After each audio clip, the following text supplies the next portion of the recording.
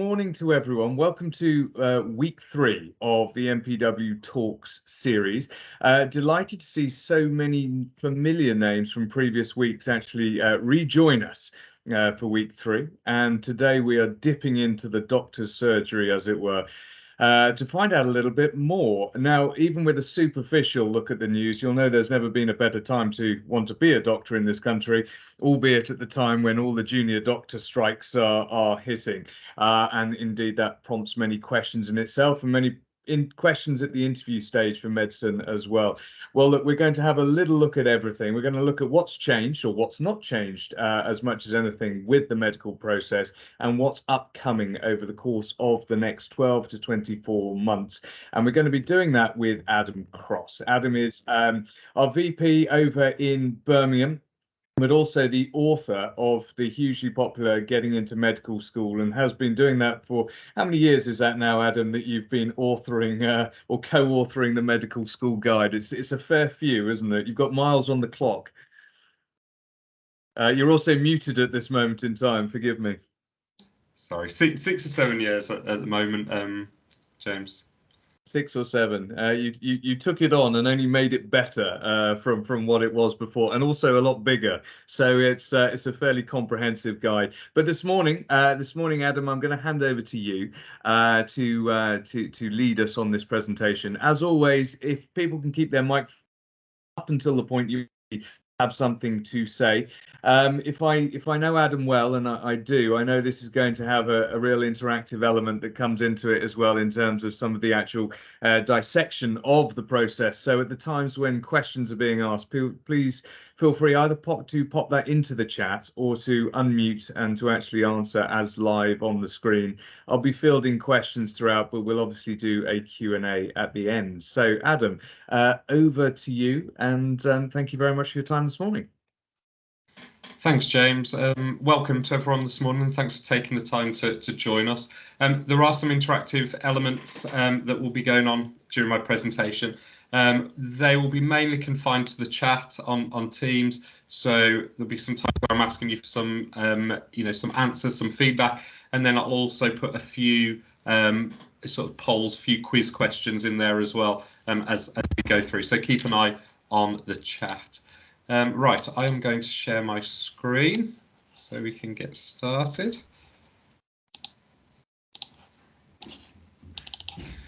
Right, so the point of our session this morning is really to give a little bit of a reminder and refresher of the process for getting into medicine in the UK, but also with a slant of looking at what changes have happened recently, particularly with a view to what's happened as a result of COVID, and then also thinking about some things going into the future and what's on the cards for some of these areas. A lot of the process remains the same. So some of these things you will have heard before, so really just a refresher, but then always thinking about what's coming up next and, keeping our students ahead of the curve.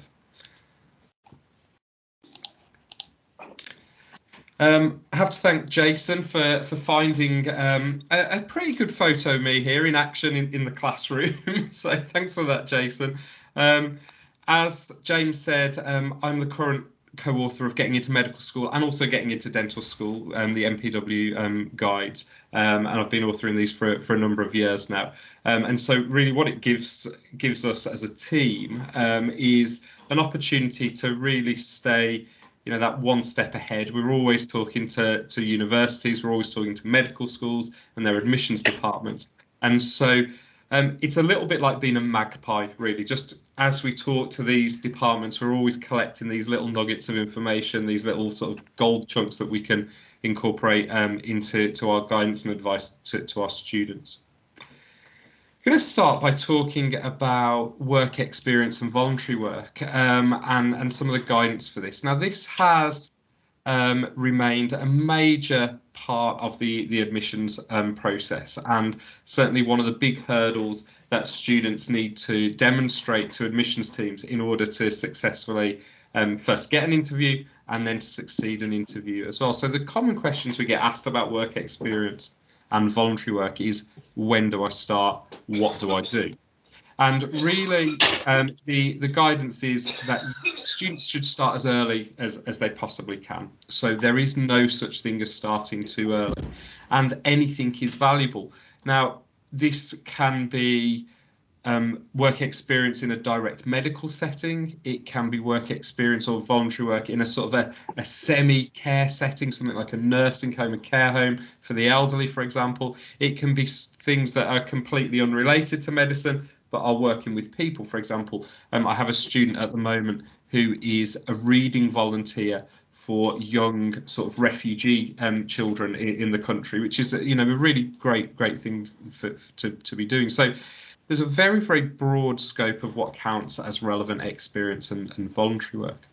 We always tell our students to think about frequency. So it's much better to do work experience and voluntary work in particular over a long period of time, where they might do maybe 1 hour a week for many weeks over the course of an academic year, rather than just doing 1 week of intense experience, because this shows an ongoing dedication to want to pursue a career working with people. We also encourage our students to keep a journal. So when they do a placement of any sort, of any length, we tell them to write down where they've been, when they did it, and most importantly, their reflections on what they've done. So how did they feel? What thoughts did they have? Did they like it? Did they not like it? Were there any experiences that they saw that particularly stood out to them? Now, in terms of what placements are best, there is a hierarchy, really. So yes, if students can secure sort of core medical work experience, that's fantastic. But as I'll talk about on the next slide, it's not always possible. So beneath that, but really, nearly on a par, is any sort of person-based work experience. And if it can be in a clinical or semi-clinical environment, that's even better. But just showing this idea of wanting to work with people. So that's the core advice still. Now, in terms of what's new, COVID really did change this an awful lot, because during COVID, hospitals, doctor surgeries, and so on, care homes were not looking to get outsiders in. Very, very strict infection control procedures and rules, trying to minimize the spread. So students found the door really had largely been closed to them over COVID. And so over the COVID period, we started to see the proliferation of online work experience as a thing. And this was offered by universities, by other organizations that do medical sort of preparation and so on. So we saw a number of these happening. The numbers of these have been trimmed, since the end of the pandemic, but the guidance that students have been given is that online work experience still counts. So although there is a necessity for face-to-face experience, online experience and attending online courses and seminars, this is still relevant to medical applicants. So students don't need to think of this as being no good now COVID has passed, still relevant to them. And there are some very, very good online experiences out there. Brighton and Sussex Medical School have a very, very good online sort of experience and series of sessions, but there are lots and lots of others as well. COVID obviously is over, as we've said, but there is still a reticence from some providers to have outsiders just coming in terms of work experience. So we have seen that it's that little bit harder even now for a student or even us as a college to approach a provider and say, look, are you up for some work experience students? So there's still lots that are saying no. Now, we think over time, as the memories of COVID fade, this will sort of get back to normal, but there is still some friction there. And that's, again, why online experience is still relevant. One of the things that universities have started to come out with now post-COVID is that they feel that, yes, specific medical experience is great, but really they understand the difficulties of this. They understand that actually, unless you have connections, it can be very difficult to get hospital-based or GP-based experience or shadowing. And so they do understand that if it's hard for a student to do this, then any general care-based experience is really, really useful, and it's an excellent thing to be doing. There's not the friction with this. So certainly in somewhere like a care home for the elderly, they are in need of volunteers. They're in need of helpers all the time. So they tend to be very, very happy to take on school-aged volunteers.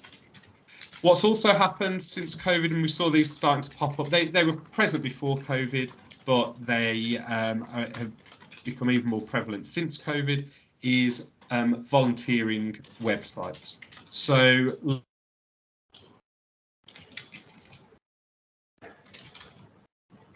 community volunteering during the pandemic, there are more and more of these now. So one which we've seen students have success with before is this website here. So it's doit.life, and it's where you can put in your postcode, you can get volunteering opportunities, you can put yourself forward for these sorts of things.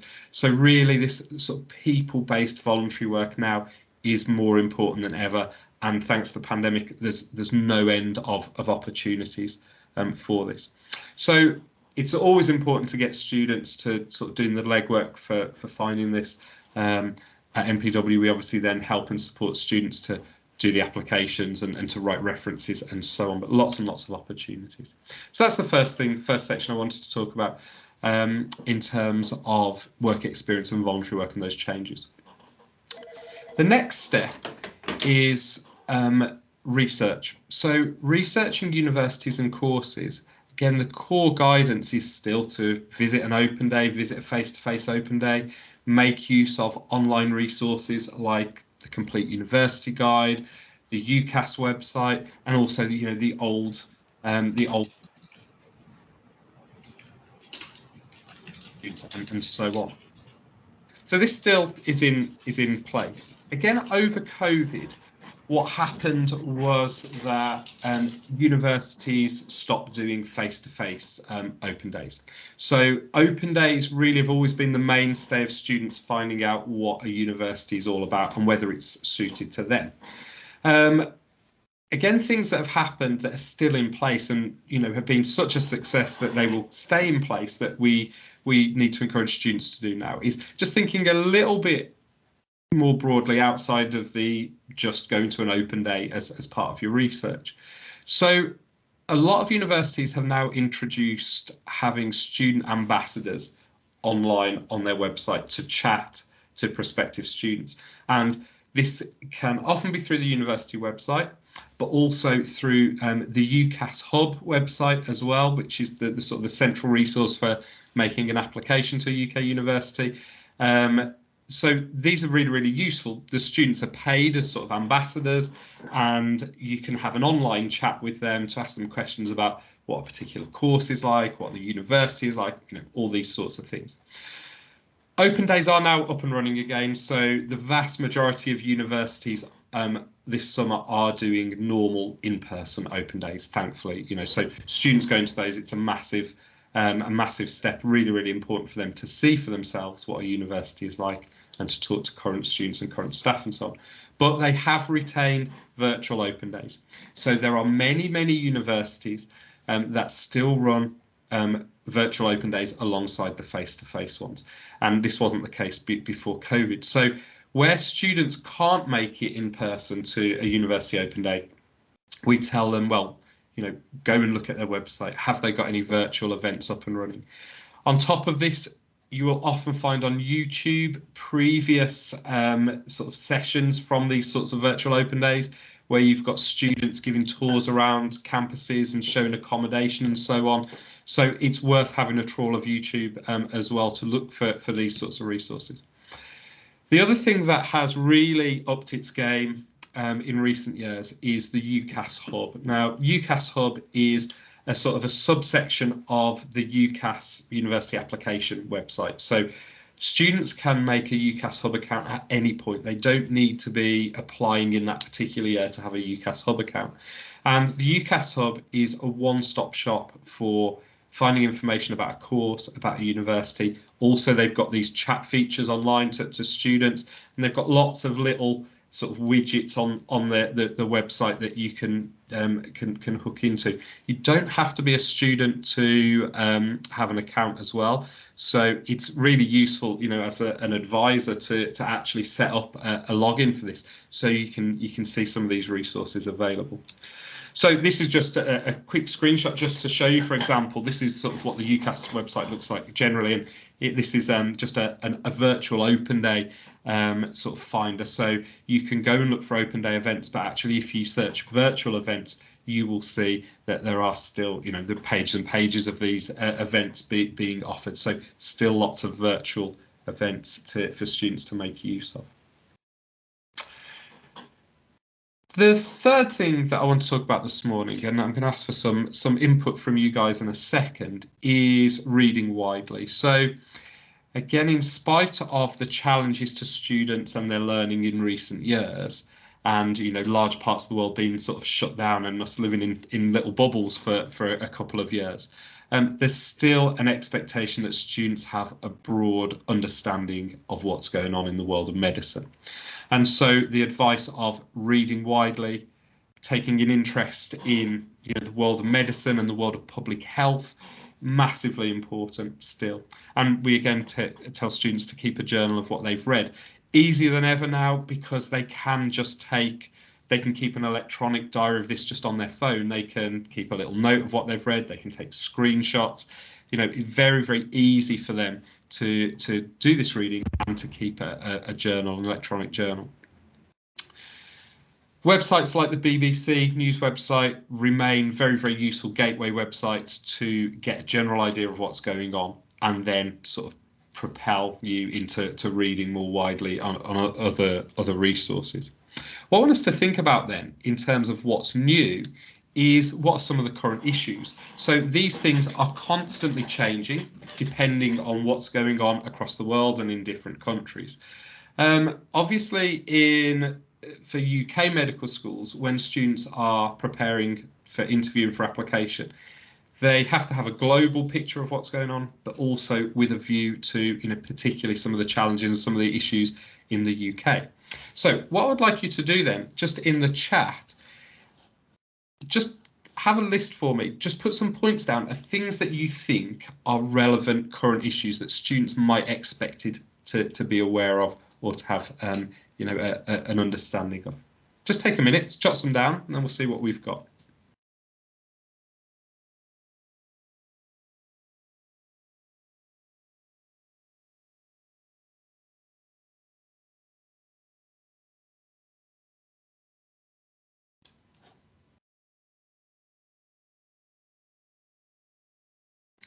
Don't be shy, everyone. Now, here we go. We've got some coming through. So keep them coming. NHS regulations. Yeah, the NHS is a massive one. And, you know, if we were having this webinar years ago, we'd still say the NHS. But the NHS has this habit of, you know, constantly being in the news in the UK and constantly throwing up new points for discussion and based on what's going on in the political environment and so on. Now, the problem with this is that obviously, particularly with international students, they might not have a great background knowledge of the NHS. So they haven't got these years and years of being drip-fed information about the NHS from the media on a daily basis. So it's one definitely, you know, to be on the radar. It's a very, very good indicator to an interviewer about, you know, how on the ball a student is, particularly an international student. So NHS regulations, strike action. So there's ongoing industrial action from junior doctors. There's been industrial action from nurses. So yeah, the idea of pay and conditions of NHS staff is definitely high on the agenda, and similar to that, long working hours as well for doctors. So yeah, thanks for those. Any other thoughts? What other current issues might students be expected to know about? Yeah, so thanks, Vivian. So yeah, impact of the pandemic. So what's important for students is that they have an up-to-date picture of what's going on. So if a student goes to an interview and says, well, and they're asked about a current issue, and they say, well, COVID. Well, COVID in itself it's still having a knock-on effect. But if a student is talking about, the pandemic as a current issue, then they're a little bit behind and it's not a great indicator. However, if they talk about the impact, the ongoing impact of COVID sort of now and into the future, for example, impacts on what it's done to increasing waiting times for routine operations, in things like NHS dentistry, the impact it's had on how many patients can be seen in a period of time, this is still relevant. So this long tail of impacts from COVID that will be felt for many years to come. Thanks, James. Yeah, Brexit and pressures on staffing. So another NHS issue related to availability of staff from outside of the UK, limitations on that, and then that knock-on effect it has into staffing levels. Absolutely. And yet, Vivian, absolutely, artificial intelligence and its potential impact, positive and negative, on healthcare. So we're seeing a massive proliferation of AI platforms and AI technology, and there is there's lots and lots of potential uses within the medical field. So keeping an eye on something like this, and AI is a really good example of one that is just going to keep developing over time. So we don't know exactly where AI is going and exactly how it's going to be used, but something in the news recently is the potential for AI to do sort of initial screening of patients when they're trying to contact a medical practice or contact a GP. So something like that is going to be a massive one to keep an eye on in the future.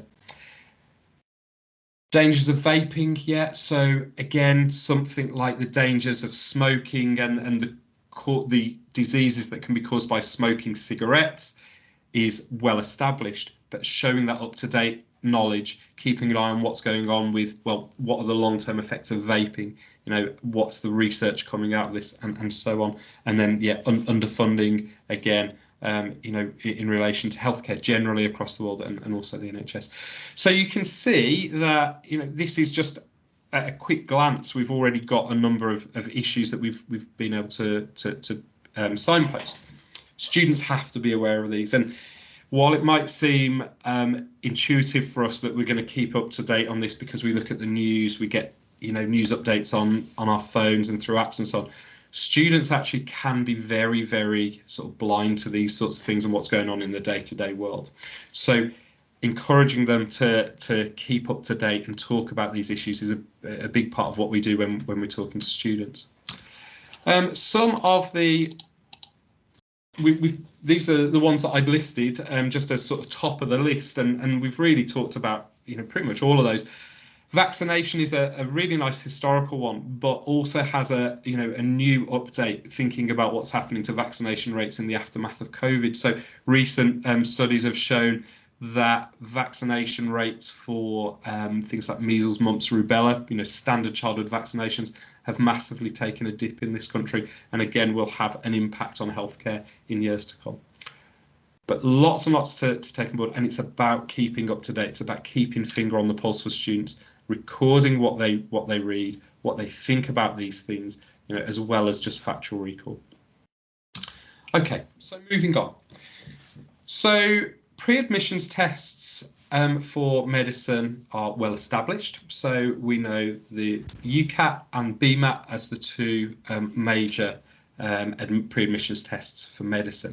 We're going to do a quick recap of these and the key sections, and I'm going to get you just to look at a few questions and have a go at those as well, and then we'll think about some updates with this as well.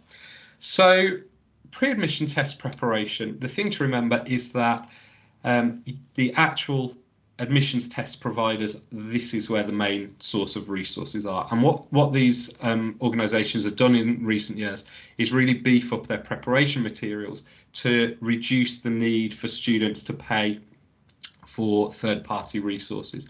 There's no authorised third-party resources for either of these. So these third-party resources can be very, very useful, but students should start by looking at the source material. With UCAT then, nothing's changed here. So UCAT, 5 sections, 4 cognitive sections, and then a situational judgment.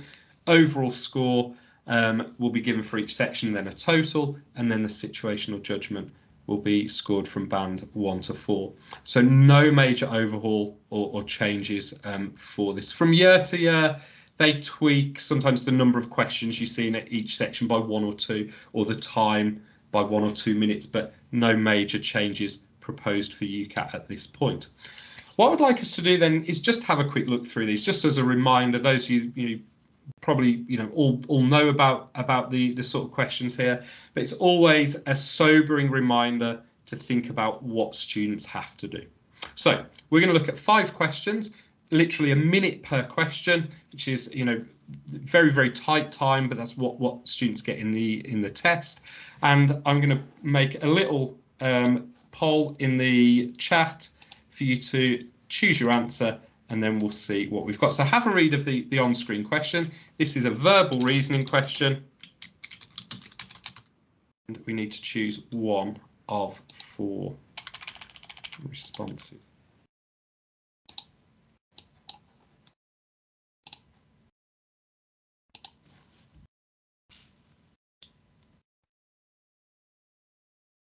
Okay, so the question is in the chat now. So you've got option 1, 2, 3, and 4, which is A, B, C, or D.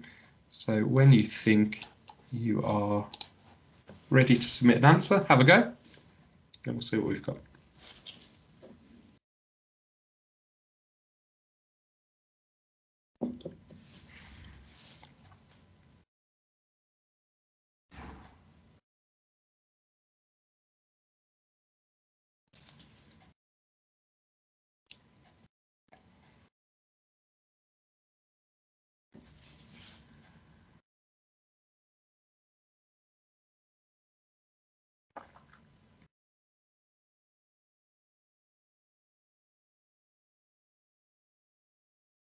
Okay, got some answers coming through. Please nominate an answer.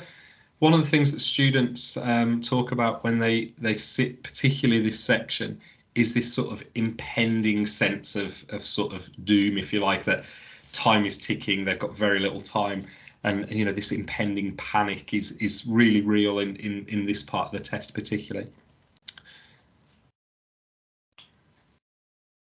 Okay, this would be a good psychology experiment as well, because I think you can see all of the different responses given by different people, and so it's a little bit of whether you stick with the crowd.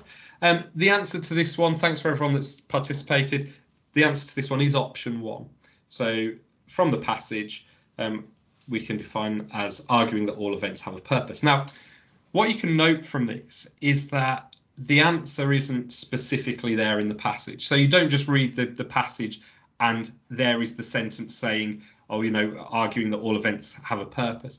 This is more about trying to take an overall message from the passage. And this is very, very difficult for students where they have English as their first language, and obviously where English is a second language, it can be that little bit more challenging. So it's a tough one. The other thing to note from here is that idea of ambiguity. So this one's not too bad for it, but there are certainly questions where you could quite happily have a heated argument with someone about why you think one of the answers is right and then someone thinks another one is right. So there is a lot of ambiguity, and that's done purposefully. But here the answer is A. Really, as a sort of an approach to this particular question, I would argue that this is a really good example of eliminating obviously incorrect ones. So personally, I get to the answer A because B, C, and D are obviously incorrect. A, I don't think it's a massively strong argument for A, but there is, overall evidence for that, and B, C, and D are obviously wrong. So things like elimination of obviously incorrect answers are a valid method on these.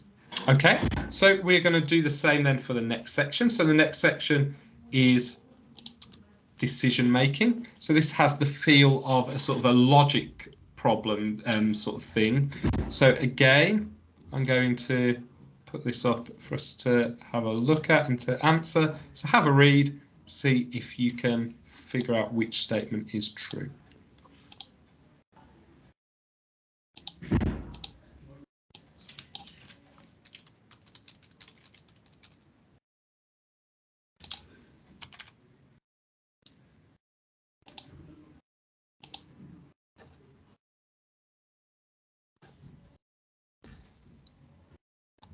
Okay, so the question is now in the chat under decision making. So again, you've got option 1, 2, 3, and 4.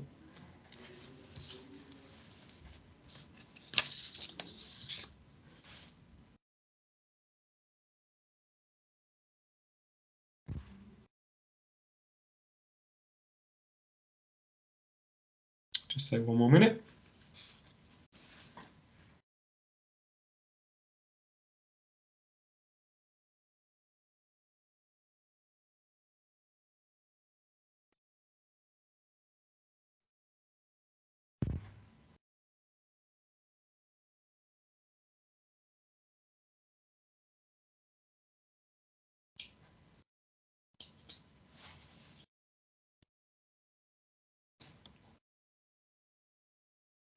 Right, if I can ask you to make your final choice. Again, I think we'd all agree that if you had 5-10 minutes to do this, you know, we'd all be able to sort it out, no problem. But that acute sense of time slipping away is an important part of the test. And so you really don't have much more than, you know, a minute per question on this sort of question. The other guidance on all of these questions on UCAT is that there's no negative marking. So students are encouraged to guess. You know, even if they haven't got a clue, you would make a guess and then move on. Right, so yeah, we're going with the majority here. So majority, we're saying option 1, which is correct. So A is the correct statement. So this one is true. With this, students have a sort of a dry wipe sort of board and like a board marker where they can do some working. So this hasn't all got to be sort of mentally done. This can, you know, can make notes, and personally here I would draw the diagram and then sort of map them out onto that. So that's a valid approach as well. So that's decision making. Thirdly, quantitative reasoning. We're going to skip over this one just because it's a relatively straightforward one. Certainly the quantitative reasoning section is the one that students tend to do best on. So it's the one that they tend to have the highest marks on when they come out of the test, because it's very much related to what they've done at GCSE level maths, but also in the A-level specifications for biology and chemistry, for example, there's an awful lot more maths now than there used to be. So this tends to be done pretty well. It's a relatively straightforward question.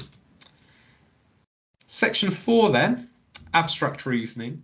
So this is where we're looking at patterns to do with shapes. So this is about visual intuition and visual problem solving. So again, we're going to have a go at this. For each individual question on this, you get a really small amount of time, but you do get a number of questions about the set of shapes. So this set A and set B of shapes here, you wouldn't just get asked one question, you get asked a number of questions about those sets before you then move on to the next. So we've got a test shape on the right. Based on the patterns that we see between the boxes in set A and the patterns we see between the boxes in set B, we have to say whether the test shape fits the pattern of set A, set B, or neither.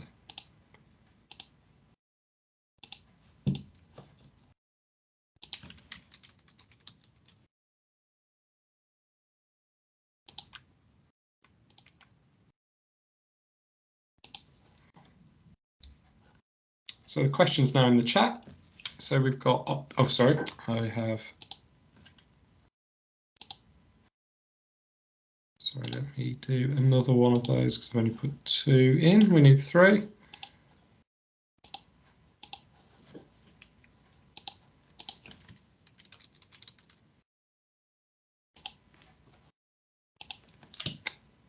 There we go. So questions down in the chat with 3 options. And I'd say based on the time you've had, you'd be expected to answer immediately. 20 seconds or so you would have. So does this test shape fit into set A, set B, or neither? Yeah, fantastic. So what we see here, we're all agreeing on neither. So we can see set A doesn't have any straight lines, it's all curves. Now, what we see as well, though, is there's lots of other patterns in there that do not form any sort of real pattern between the boxes, but they're designed to throw you off the real path. So you've got distracting information here as well. So set A, it's got nothing to do with the color of the shapes. It's got nothing to do with how many of them there are. It's got nothing to do with the, specifically how many of each type of shape. This is purely about curves. So all curved, no straight lines, and then set B, all straight lines, no curves. So you've got distracting information there. Obviously, the test shape here has curves and straight lines, so this would fall into the category of neither. So that is question 4. That's the abstract reasoning.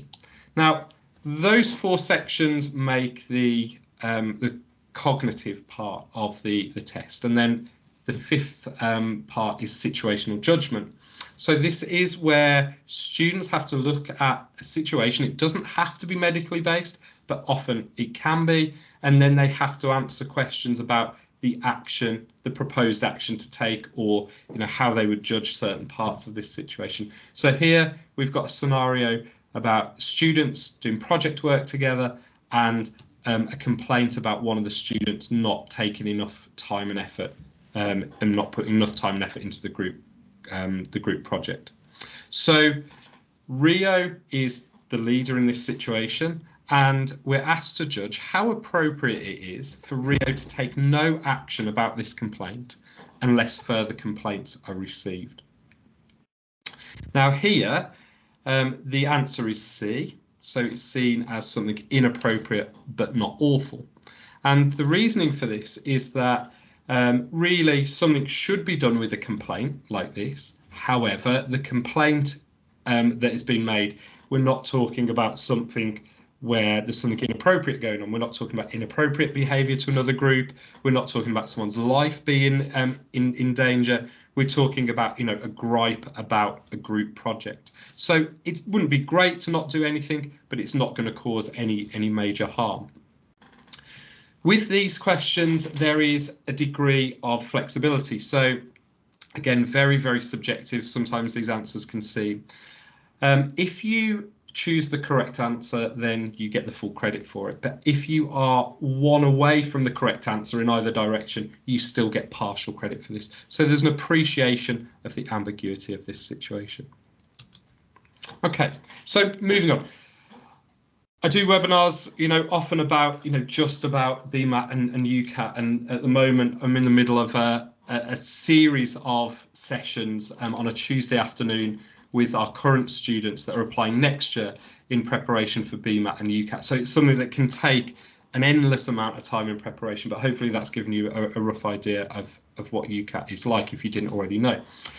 BMAT then has some similarities, split into 3 sections.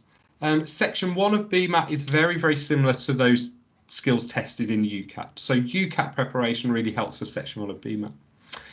The more challenging parts of BMAT are section 2, which requires students to know about GCSE level biology, chemistry, maths and physics, and then section 3, where there is a writing task.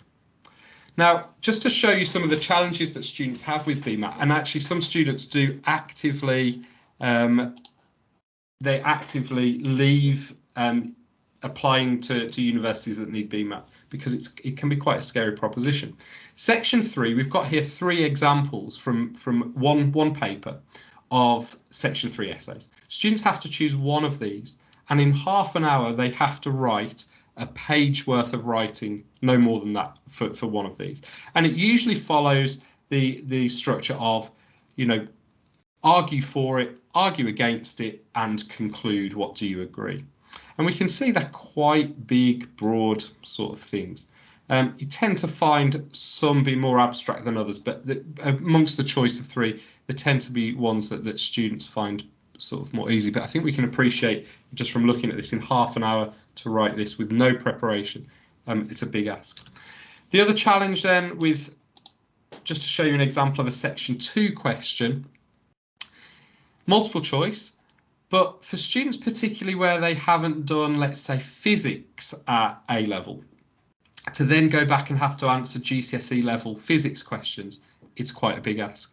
So there is revision needed for section 2 of BMAT, which isn't needed for UCAT. So those are the main challenges. Now, why have we skipped over BMAT very, very quickly? Well, BMAT is having its last year next year. So it's the last opportunity to do BMAT next year. So after that, it's being phased out. And really, the reasons for this, basically, the examining board for this is saying, look, it just takes too much effort, too much time to maintain this and keep it going. And actually, the number of universities that use it is relatively small anyway. So it means that after next year, students will not have to sit BMAT. So what that leaves us with is a handful of universities for medicine that in the UK, and also a handful of universities abroad as well, because it's used by some international universities. They are going to have to come up with new arrangements. Now, this is likely to fall into a couple of categories. I would expect that the bulk of universities that used to use BMAT will just go straight over to UCAT. So a university like Lancaster University, for example, that use BMAT, I can't see them coming up with their own test that is administered. It's a lot of effort, it's a lot of expense. So I think they will just hook into UCAT. You might get some of the very top prestige universities that use BMAT potentially coming up with their own arrangements, coming up with their own admissions test. But nothing has been announced yet by any of these universities. So something to keep an eye on, and especially to talk to students about that, potentially thinking about BMAT universities the year after next. Like I said, UCAT is staying the same. There's no changes, no significant changes to the UCAT format or the sections or anything in the foreseeable future. Okay, so just moving on to the last couple of bits for me to talk to you about. So personal statements remain relevant to applications. So these provide an opportunity for students to really give admissions tutors an idea of why they want to study medicine, what they've done for voluntary work, work experience, and so on. And this is still massively important. So there's still information that admissions tutors get from personal statement that they can't get from anywhere else until they interview a student.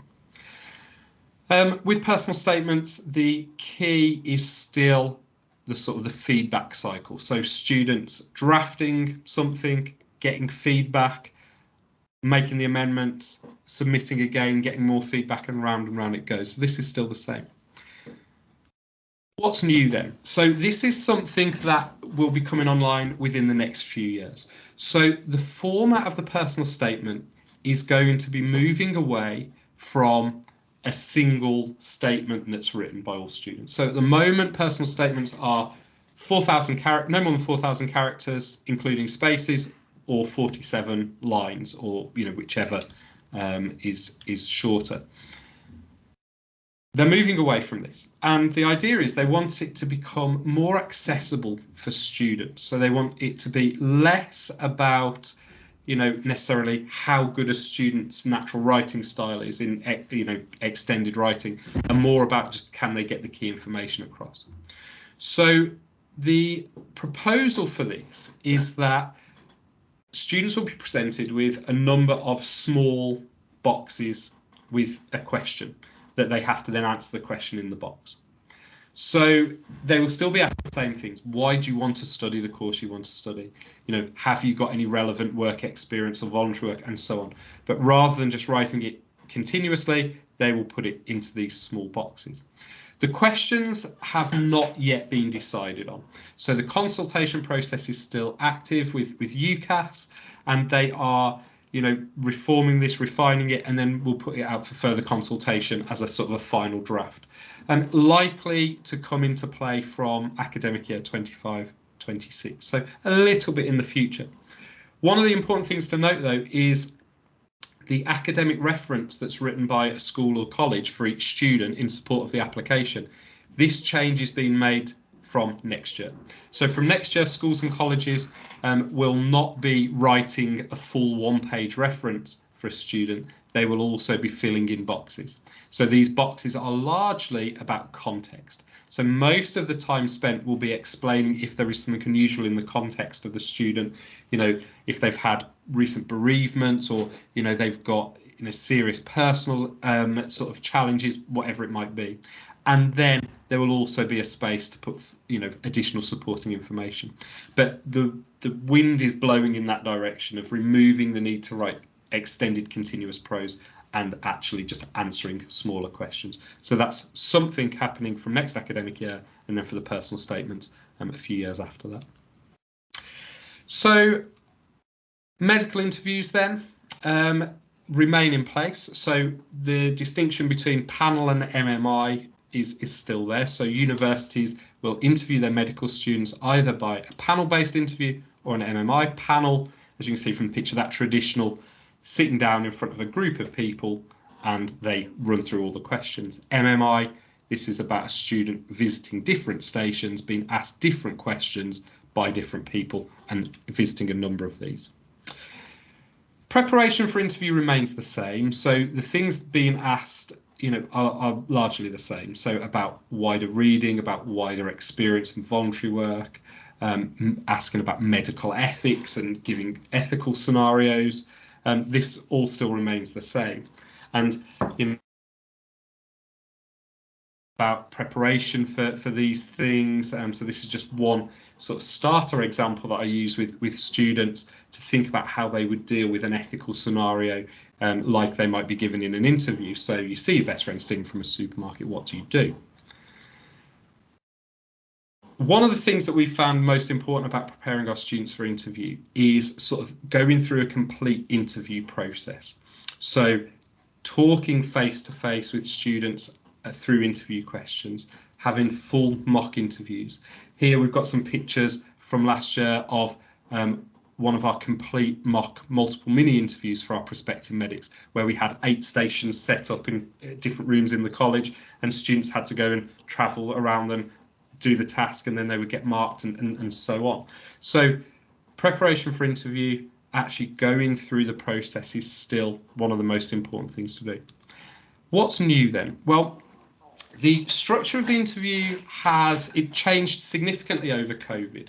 And what they did is they moved all interviews online. So during the COVID period, every university was just doing Teams or Zoom interviews. And what this actually meant was that a lot of the universities that had relied on MMI interviews before actually reverted back to panel interviews, because it's easier to do a panel interview on Teams than it is to do a multiple mini interview. Now, since COVID, there have been a surprising number of universities that have retained an online interview. And they, in their literature, they sort of say, we'll let you know it's either going to be online or it's going to be face-to-face. But we found a lot more universities than we expected this year still doing online interviews. Most of these interviews are panel, but there are some online interviews that have gone back to the MMI format. The oddest one that I know about from last year was a student where they were interviewed. This was at Queen's Belfast, and it was basically they followed a link and there wasn't actually a person at the other end of the call. It was just recording, asking a number of questions, flashing up on screen, automated, and then they gave their answer that was recorded and then reviewed by a person separately. So, some weird and wonderful innovation going on there. Students do have to be prepared for both, though. Now, what we find is that, some students really shine face to face. Some students shine online. Some students shine both. But there are some students that actually find one or the other more challenging. And so it's about really a student being prepared for both. And again, just having that preparation time, we will, with students with online interviews, we will actually do an online interview preparation with them to make sure that their technology is working properly and to make sure that they, they come across okay and they've got no funny little bits of body language online that, we don't see face to face. So students still need to be prepared for this. We expect online will largely disappear, but I think there are some universities that are making this decision based on time and cost. And actually they see online interviews as being easier, quicker and cheaper for them to conduct. Just to finish then, before we take any questions, I've mentioned some points about what we do at MPW Birmingham, and I've just put here our sort of application process at MPW Birmingham that includes sessions and feedback and help and support on all of these things and more. The key thing though, and this is Alice that I taught a few years ago, who went to study medicine up in Preston, and really when we're talking about the medical preparation programme, things like group sessions, group seminars and lectures and things like that are a fantastic foundation. They really are. But we find the real difference is made when we work one-to-one with students. So a student working with their teachers and their personal tutor, their pastoral tutor, to get help and support and be guided through this process, that's really where the key steps forward are made, because it means that we can give specific advice and guidance that's relevant to that individual. Generic advice is great, but it's really about us figuring out what a student is about, what their strengths and weaknesses are, and then tailoring a path through the process that helps them. As we said at the start, MPW, our staff author a whole range of getting into guides. These are not written by outsiders and then just the MPW brand put on them. These are grafted over by our staff, and trust me, it's not always an easy process, but what it does mean is that we have a great deal of internal expertise that is constantly being updated.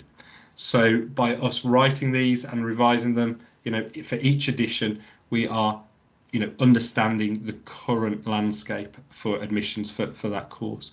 So we have this great interplay between our colleagues at the different colleges, to get help and guidance and support. So we've got the knowledge spread throughout our teams at all three colleges. Right, that's everything from me this morning. Thanks for taking the time to be here, and thanks for your input.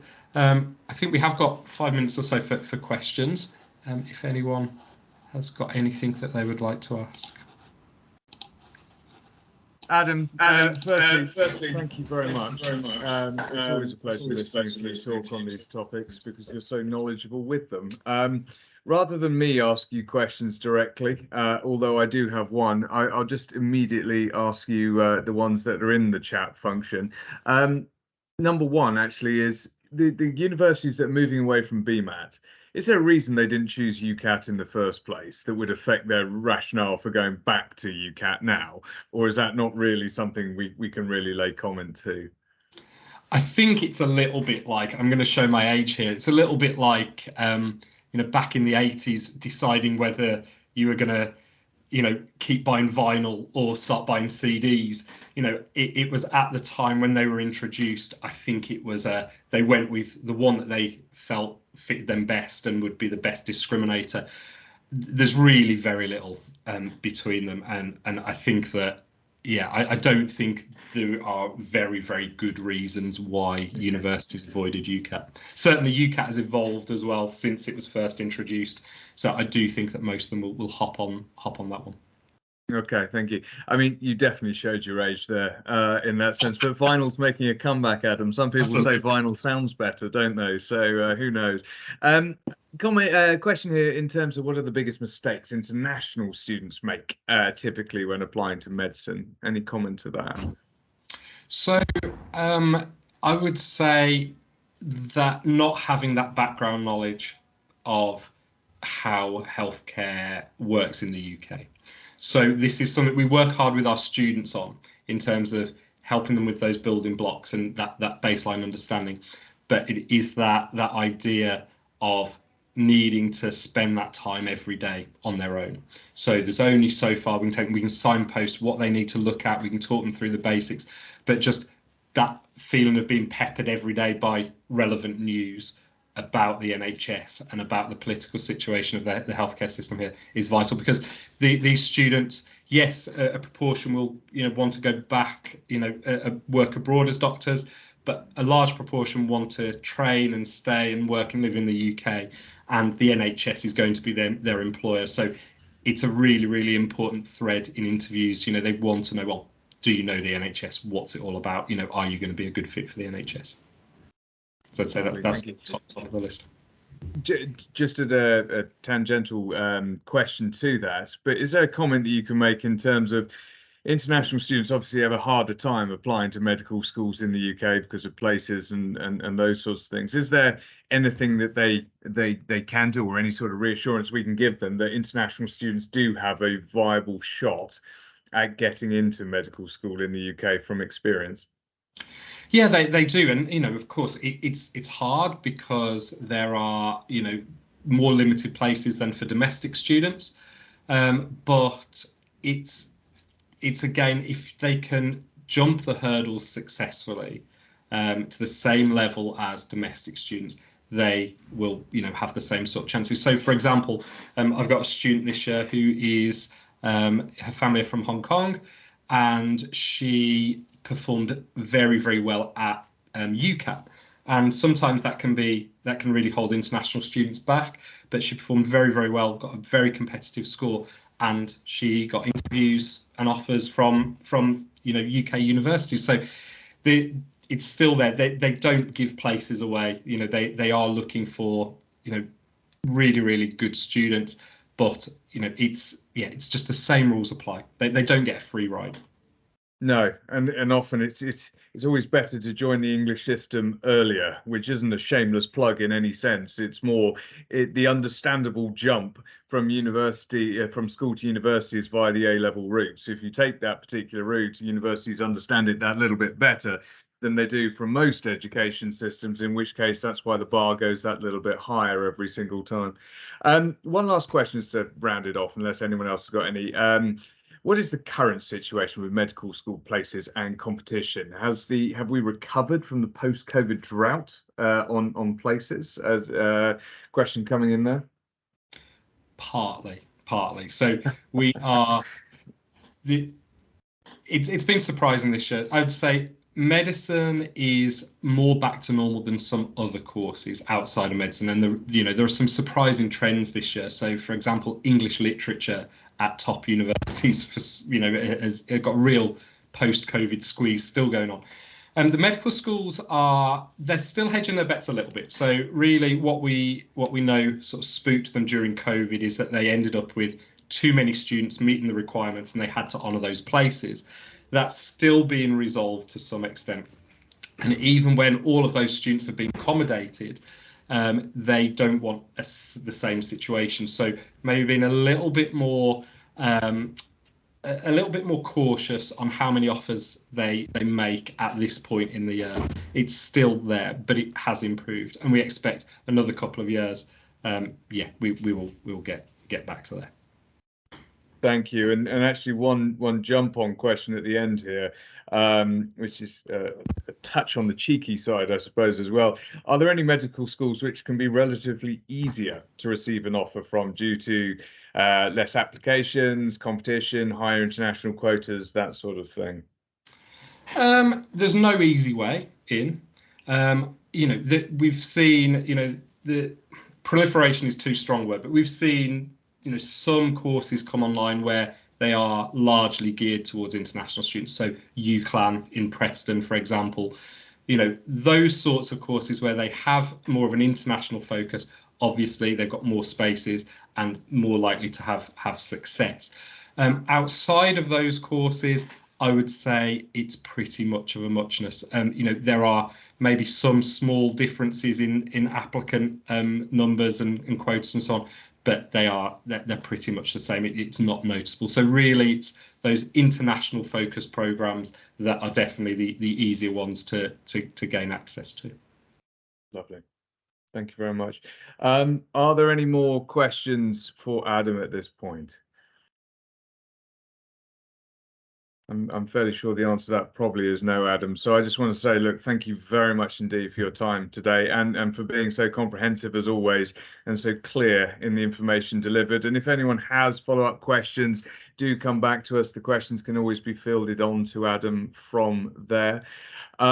Adam touched at the end there on interviewing. Interviewing is something that we're going to pick up on next week. So in the age-honoured fashion that I've been doing every week, a shameless plug for next week. Next week we're doing a session on interviewing, which will cover all bases from sort of general interviewing through to Oxbridge interviewing, through to medical school interviewing as well. And that will be an interactive session. And indeed, I'm looking for, let's call them willing volunteers as opposed to victims between now and next week. If you'd like to be part of the session, please do email in advance, because we're looking for volunteers to be part of the actual interview session itself. We're going to have a few invited guests onto that one. That one will be taking a slightly different form next week. So I hope to see as many of you there as possible. But in the meantime, for today, Adam, thank you very much indeed. Ladies and gentlemen, have a very good rest of your week.